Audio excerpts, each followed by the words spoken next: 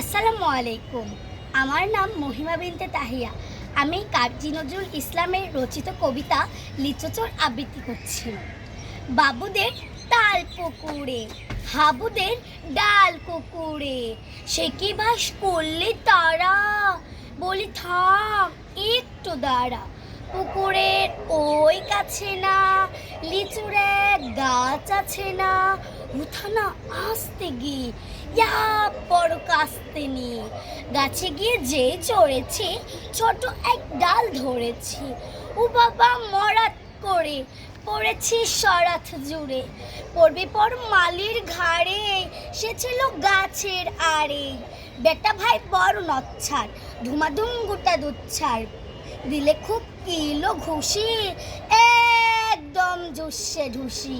আমিও বাগিয়ে থাপ্পড়, দেহাওয়া চাগিয়ে কাপড়, লাফিয়ে ডিগলো দেয়াল, দেখি এক ভিড় শেয়াল।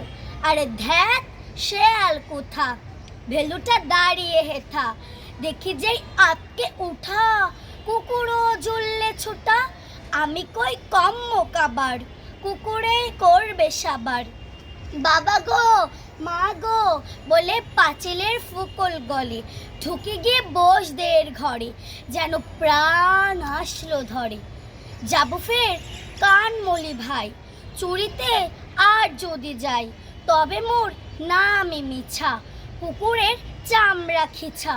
সে কি বাই যাই রে ভোলা, মালির ওই পিতনিগুলা। কি বলিস ফের হপ্তা, তোবা না খপ্তা। সবাইকে ধন্যবাদ।